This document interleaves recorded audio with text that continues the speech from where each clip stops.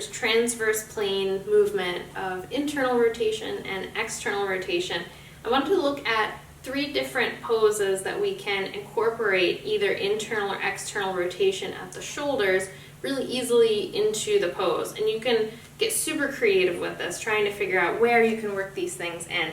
The first one is working with legs up the wall. You can do all of the different posture work that we normally do flat on the wall, on the back, and then gravity is your friend because it's helping to open the chest. So I'm going to slide the legs up the wall as gracefully as I can. There we go.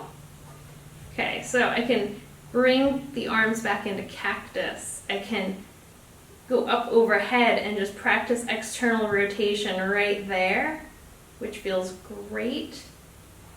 But the cactus is wonderful here, or the W pose. Okay, so I could also go into internal rotation if I flip my palms down and try to tuck my hands underneath the back, which is interesting to see how flat you can get the arms to rest when you do that.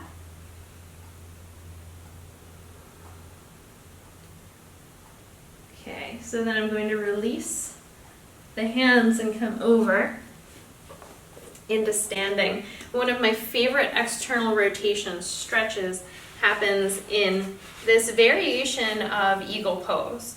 So I take the arms out front, I cross just like normal, nest the arms just like normal, and then I'm going to wrap the hands. So I'm in eagle pose with the upper body.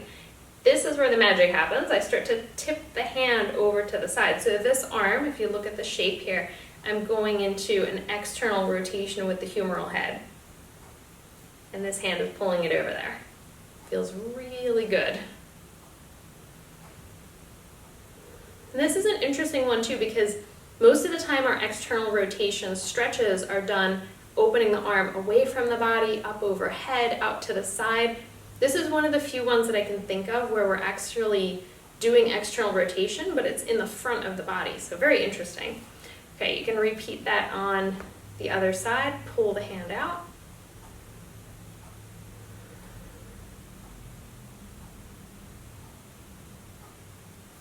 And then release. So of course, when we're at the wall, and I've been in my wall sit for a little while now, I'm going to open the hands and bring the hands to the back of the head. This is another posture variation that I really like to do. And at the wall, it's nice to see which elbow gets closer back to the wall, is a little harder on one side than the other, and which shoulder do you feel the sensation in more. Okay. Diamond above the head is another one that's really nice. Good. All right, I'm going to do the thumbs back toward the wall. Nice external rotation there. So then, if I wanted to go internal rotation here, just like I did on the floor, I'm going to flip my palms back. I'm going to try to tuck my hands to my lower back, and then I can feel this very different position with my 2 shoulders as they go into this internally rotated position. Really different. Okay, releasing that. And then the last one that I wanted to show you was going into a bind in your lunge. So I'll do this long ways here.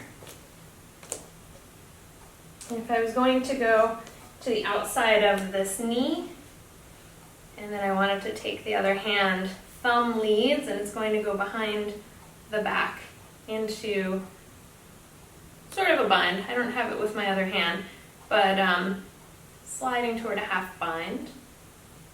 And then I'm really enjoying the support of the wall here. And then I'll take my arm out of internal rotation, come back to center.